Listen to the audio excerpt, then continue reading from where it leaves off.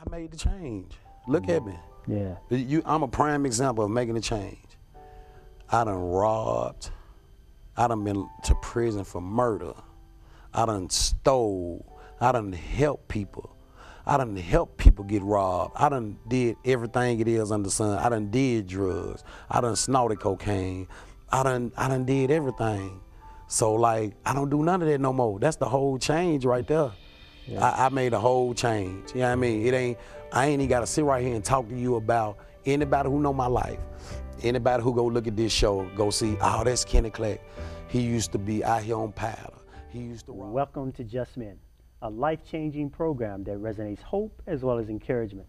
The program that gives you information and inspiration for the glory of God. I'm your host, Jeff Tate, and thank you for joining Just Men. On today's program, we have a very special guest. This is his first time being on Just Men. Please welcome Kenny Turner. Brother Turner, welcome to Just Men. How you doing? How you doing, Mr. Jeff? Man, I tell you, it's a pleasure for you to be on our program. You add value to our program, man. So we're going to expound on your life. We're going to give you the spotlight in terms of just what the things going on and the powerful messages that you're sending to the community out of this transformed life, making a change. We're going to talk about that.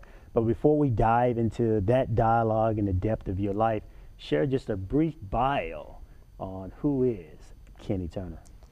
Okay, my name Kenny Turner. You know, I'm from Nashville, Tennessee. I'm from Joe Johnson Projects. I'm the founder of Making a Change program, the M.A.C, the M.A.C program. I mentor young kids from the age of 6 to 18, girls and boys. And my whole goal is to get a rec center. Right now, my whole goal is to get a rec center for my kids can have an after-school program, computer room, gym, you know, just the whole. I want them to have the whole work, but I want it to be my rec center because I know what I'm gonna do. But it's like right now, like it's financial problems right now. It's just the financial part, but you know, I'm still working. I'm still pushing. You know, I'm just getting you a little bit about myself right now. You know what I'm saying? But, yeah, I admire that push, man, because that's kind of a little bit of some of the things when I start talking about resilience, the ability to push through adversity, the ability to overcome life's challenges. Let's take me back, man, to your childhood, your upbringing, some of the challenges in your life and what you've been able to overcome. When we see this man today who has it together and has a vision and has purpose, but it hadn't always been that way. So let's talk a little bit about the former Kenny Turner before we get to where you are now, to add some legitimacy to why you feel there's a need. So talk a little bit about your upbringing and what was your life, man. See, when I come up from Joe Johnson, is the housing projects. Well, I was like in 1986. I'm 35 now. In 1986, I was like 5 years old, and my mom, she was addicted to drugs, and my dad, he was a prison. He was a prison person. So by them making the choice that they made, me and my two brothers, we had to get separated. One of my brothers wound up on my grandmama's, one of my brothers wound up on my aunties. I wound up on Joe Johnson, but all of us was over there first. But them two went elsewhere, and I stayed over there. So my childhood growing up over there, from 6 to age 12, I lived with my aunt. I went to church. I played basketball for the school. I was AB honor roll. And, I was in Boy Scouts. I was in all that. But like, once my mom finally got herself together a little bit, she moved into the projects, her own self. She moved into the projects. So I decided, I took it on myself, I wanted to move with her. So once I moved with her, the whole lifestyle changed. Like, I can say like the next night I was in trouble. You know what I'm saying? The next night I moved up there from my auntie, I was in trouble. Staying out all night, stealing cars, trying to sell drugs, selling fake drugs, all type of stuff. So like, all this that I went through when I was young, that's what lead up to now. 13 years in prison for murder. So, you know, I got tucked away when I was 19. I got out when I was 33. I was 32. I was 32 when I got out. So like the Making a Change program, all the stuff that they see that's going on for me right now, it's a blessing. It's a blessing for me to be right here talking to you. It's a blessing for me to know McAllen, for me to know Sammy Hill, that's a blessing for me. Cause like, to where I'm at right now, I'm humble with myself. I'm blessed. I don't worry about nothing. I ain't addicted to nothing. I was addicted to powder, cocaine real bad. I didn't care nothing about nothing.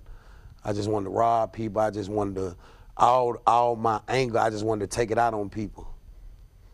So like, by me laying down for 13 years, but 2009, what really changed my life, I got sent to Supermax. I got sent to Supermax with security, as when you lock down 23 hours a day. So I got sent to this place from 2009 to 2013. I had to work my way from Supermax to level 4 close, to step down to medium close, to low close, back into population. That's how bad I was. But like, I had gold teeth in my mouth, I had braids in my hair. I was your average stud, you know what I'm saying? So once I had to lay down for them 23 hours a day, start losing family members, people start dying, you get to call home once every 30 days, you know stuff can happen in 30 days. So I'm not knowing my brother done got shot in 30 days 5 times, almost lost his life. I didn't know nothing about that until months later. Sometimes you don't even get to use the phone if the penitentiary get locked down. So I went through a whole lot in my life. But like, all the stuff that lead up to now, man, it's a blessing, it's a blessing. Wow. Well, you know, a couple of things that you talk about, and I appreciate your transparency, man, because that's what really brings deliverance. I mean, people know that we went through something that, you know, I say don't let the smooth taste fool you. You know, there's a lot of people who want to be diamonds, but they don't want to get cut. And the cutting process of life, man, many times is what gives us our value. And so you're reflecting on that. So what message are you giving to the young people when you start talking about making a change in their life to where they don't get caught up in the substance or the elements that actually pull you into? So what was your message to them to get them to taste a new life, taste a new appetite for life, and not draw into the bad things that pulled you in? First of all, my main thing I try to work with the kids on, I try to get them to listen to their parents. Before anything, your kid is not gonna listen to me before he listen to you. He might hear what I got to say because I'm a stranger outside the house. So anybody wanna know what somebody else got to say until you really find out what's going on. So really my main goal and objective is to get these kids, get them shelter, teach them while they're young. If you teach them while they're young, see, I got taught when I was young, I got taught the church part. After 12 years old, I got taught the street part. 19 years old, I got taught the prison part. So I done been through everything. I'm 35, I done been through a whole lot, you know what I'm saying? But my main goal is to see your age, to see Sammy Hill age, to see McAllen age. But like, I try to stay humble because I got to be there for them. I got to be there for the kids. I'm really the spokesman. I'm a spokesman for these kids in Nashville. And like, I do Stop the Violence, I do cookouts, I do basketball tournaments, I do all the stuff. I'm not even nonprofit yet. It's just a Making a Change program that I came up with myself. And it's something that I decided to do, to take my time out to teach these kids, because I know what they done been through. I done been through everything they done been through. Sometimes I go to the projects and I feed the kids, and like sometimes I just go in their house, let me get some water out of here so I can go in there and see what's going on. I go in some of them people's house, smell, you got bugs everywhere. It's poverty. So my main goal, I'm trying to get them out of there. If I can get some money like Bill Gates, Donald Trump, that's what I'm gonna use my money for, is the kids. I ain't using my money to build all this and all that. I'm gonna make a whole kids foundation to like give back, free lunch programs. You got to bring vacation Bible school, stuff like that. You got to get these kids stuff to do. If you get them stuff to do and you reward them, just like Sammy Hill and McAllen, this next semester when these podcasts come up, we picking 10 kids that we're gonna give $50 to $20, $25 to. You don't have nobody doing that for kids. So that's why kids take on the decision that they want to do the streets because you don't have nobody doing nothing for them. You got some of them are listening to their parents, but how I'm gonna listen to my parents when my parents out there doing the stuff the street people doing? I can't listen to nobody like that. So I'm gonna wait till Clack come out here on Tuesday, and I'm gonna listen to him, see what he got. They listen to me more than they listen to their parents. They listen to me more than they listen to their parents. So I got to get rich. It's a must. It's a must. That's my whole mission. I don't do it for no fashion. I don't do it for no clothes. I'm gonna be straight regardless. I'm gonna take care of myself. That's just me being a man. But my whole God sent me to do one job. He got me here for a reason. I could have died a long time ago. I done seen death so many times it's pitiful. I done been stabbed in gang fights in prison. I done stabbed people in prison. People done stabbed me in prison. I done went through it. So for me to be sitting right here today with you and with the people who came with me, it's humble. I'm blessed. Wow. You know, you hit on some things that I was going to ask you about in terms of what is missing in our young people's lives in terms of why you are filling that void. Is there something that you can see most prevalent out of everything else that you see a need for? What would be the strongest need of our young people? Leadership. You got to have leadership. You got, see, that's how I got my leadership, because I was a good follower. When I was in prison, I was like, when I went to prison, I was 21. I stayed in the county jail from 19 to 21 years old. When I got to prison, I was 21. I didn't hang with even though I was affiliated, I didn't hang with the gang members like that. Because I had to grow up in prison fast, because I took over prison when I was 24. When I was 24, I took over every compound. In my position, I took over every compound. But like the knowledge and the wisdom and the understanding that I learned, it's like that's what got me to where I am today. So a lot of kids out here, they lacking knowledge, they lacking wisdom, they lacking love, they lacking guidance. So if we can get love back into these households, if we can get love back into and relationships back into parents, instead of being they homeboys and homegirls and want to go to the club with them and want to buy them cigarettes and want to buy them it. Nah, we can't do that. You can't do that with your kids. It's either one or two things gonna happen to these kids out here if we don't step up. They're gonna die or they're gonna go to prison. For a long time, they not handing out little sentences no more. I did 13 years in prison, 8 different penitentiaries. People call me from prison every day. I got brothers and they ain't gonna never get out, that I got to send money to, that I got to put money on their books, that I got to look out for. They ain't gonna never, they got 180 years, 80 years, stuff like that. I don't want these kids to go through that. So if I don't step up and do what I got to do to take care of them, I defeat the purpose. I defeat the purpose out here. Yeah. I don't sell drugs. I'm not no street dude. No, I try to get back to the community, but my main focus is to get these kids and to get the proper guidance back in their life. And you got a lot of these male figures out here that molest kids. You know, a lot of people don't trust people around their kids. See, like me, I'm really debating this. I'm even put my kids in school. I don't want them to go through being bullied, because I know what type of person I am. I don't want them to go through somebody taking their stuff, somebody being mad at them because they dress a certain type of way. I don't want to have to go through that, but it's life. At the end of the day, we got to understand it's life. We live to die. You know what I'm saying? God put us on this earth to live to die, but it's on us how we live our 24 hours. It's on us how we take, every day you get up, when you come to do your show, you put on that nice clean suit you got on. It's on you. If you decide you want to come to this TV show, or you want to go to the bar and drink a beer. It's on you how you take your 24 hours. So a lot of people ain't got no proper guidance. So I'm trying to get the proper guidance back. Yeah. That's what I'm basically trying to do. So my main solution to that problem is like to get the dudes that's like, say they cool with me, that they friends with me, come and be a mentor 5 or 10 minutes. 10, 20, 30 minutes. Talk to them. Let them know your life story. If your life totally different than mine. You know what I'm saying? My life totally different than Mac Allen's. You know what I'm saying?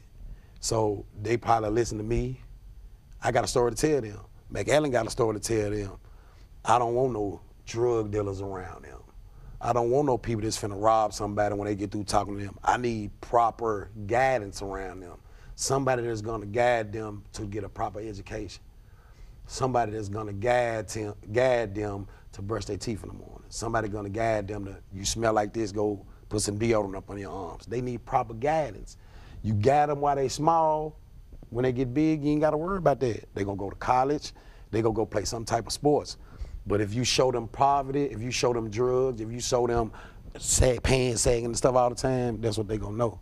Wow. I'm trying to change that. How did you connect with, there's organizations out in the community that said they're doing that, like the church organizations, the nonprofit organizations, the Salvation Army, the Goodwill, all those organizations say, hey, we are the voice of the community. We're reaching out. Have they connected with you, and how do you get them to connect and support what you're doing, Matt? Or have you even went there in terms of that? I mean, what is your perspective on are they really having an impact on our communities, or is it just rhetoric? Especially when you start talking about there's a church every corner in Nashville, and yet you still see that you're talking about poverty and lack of guidance and lack of support, and more significant, lack of love. There's abuse, there's pain, there's anguish, there's drugs or addiction, there's all those other things, and yet you still have the pillars that's all around them that's saying it's all glory, it's all God. Talk to me about that process. Because them the type of people that want some money. They want some money. Everybody keep telling me, man, you need to get a nonprofit. You need to do this. You need to put this. You can have, you can go get a, what's a loan? What's it called? A loan. You can go get a grant. You go get, I don't want none of that. All that's gonna come in due time. You cannot run what I got going on. If you feel like that, you need to try to start something yourself. So, I don't know. Yeah. So when you reach out in terms of, and I think about in terms of collaboration. I can't really speak on them because I know they ain't been in the community. Because I've been there. Yeah. All right. I really go there. McAllen, go get your radio from the house. We finna take it out here so these kids can have some music to listen to. We don't see them under no tent nowhere with no pamphlets or trying to get these kids no free physicals or nothing like that. We out here going to spend our money and going to feed these kids. We really are in the community. I ain't seen nobody. It done been a couple of people that had back to school giveaways and but this what they getting money from nonprofit for. This not our money not coming from no nonprofit. We not nonprofit. This is just us and our faith of God and the blessings. That go back for me telling you they blessings to me. Cause I can call him and be like, I need you to give me a pick 5 before you go to Memphis. Before you and Sammy Hill go to Memphis, can y'all get a pick 5? Can y'all get a bag of candy? This and that. That's what type of people I deal with. But if you see my struggle, you see what I got going on, and you know what I done came from, you shouldn't be no problem with, if I say, Mr. Jeff Tate, I take your phone, I need 2 cases of water, we finna do something for these kids. I know it's gonna get done. But you got a lot of these people that's working on the internet, and they getting their money off the internet and stuff because they talking about they doing researches for kids. You can't do no research. Do your research and go to the projects. That's your research. Yeah, but that's good. I mean, I'm glad that you're hitting on those because those are real things, and that's what this program has always been about, is keeping it real, and as some would say, keep it 100. But I think one of the things that, I mean, obviously resilience come to mind when I think about you and your ability to be able to overcome challenges. But another area that I wanted you to talk about in terms of making a change, the message of making a change, and how are you getting that message out? And then how does making a change have anything to do with what you're wearing on your shirt today in terms of Okay. Far as making a change, I made the change. Look at me. Yeah. I'm a prime example of making a change. I done robbed. I done been to prison for murder. I done stole. I done helped people. I done helped people get robbed. I done did everything it is under the sun. I done did drugs. I done snorted cocaine. I done did everything. So like, I don't do none of that no more. That's the whole change right there. Yeah. I made a whole change. You know what I mean? I ain't even got to sit right here and talk to you about anybody who know my life. Anybody who go look at this show, go see, oh, that's Kenny Clack. He used to be out here on powder. He used to rob everybody. He used to be in the gang. He didn't give a care about nobody. But look at him now. What I'm doing on TV. I'm on TV. Ain't no telling where this go at. Ain't no telling who go see this. Somebody liable to see this, and I be on another TV station. Yeah. I be on the morning show. 'Cause I got a story to tell. Yeah. But it's like I really have made a change. That's why I named the program "Making a Change," because if I can make a change, I know you can make a change. If I go from doing the stuff that I did, from the streets to prison to a TV station, I done been on the news 3 times. Anybody can do it. It's not what you do, it's how you do it. And it's your faith in God. I know it's God with me. God with me and a lot of old people praying for me. Wow, that's good. I know that's what got me to here. And you said something about the shirt. Well, to make a long story short, this individual, he accidentally took his daughter life. He accidentally took his daughter life in Hendersonville. So I really don't want to talk about that right now, but free Timot.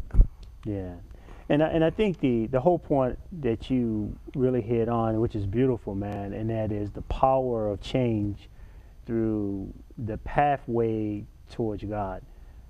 Sometimes when people say that they get this jailhouse religion, to where when they incarcerated, they're ready to surrender their life to God. In that isolation, in that abandonment, in that brokenness, that state of brokenness, they're ready to surrender. But then when they're released back to, civilization, and when they don't have those controls, nobody telling you what to do, how to do, when to do, they conform back to The streets. The streets, right? And so they begin to mirror those reflections of whatever they're in front of. So what do you say to that process in terms of that change? But it's nice that you said that, because I'm one of them people. That's why it's nice that you said that, because I'm one of them people. Man, run to God so fast, he ain't even know I ran to him that fast. But it's like the religion part, like I tried being a Muslim, couldn't fast. It was over. Yeah. I'm not finna be starving myself for no religion. I feel like if it's gonna happen, it's gonna happen. But like when I was in the situation, I done been in situations in prison. And it's good that you said that, because I'm gonna tell you a story. I done been in situations in prison to where I know after count, when count clear and these doors finna pop, it's finna be a murder. It's finna be a gang fight, it's finna be a sticking. And I ain't know what to do. You feel me? I ain't know what to do. But in situation of change, I had to learn how to. I done been in situations to where if I don't hurry up and negotiate with this person, somebody finna die. Somebody finna die. I done been to where, like, I gotta be negotiating in gang fights. I gotta be negotiating to where I got to be the peacemaker.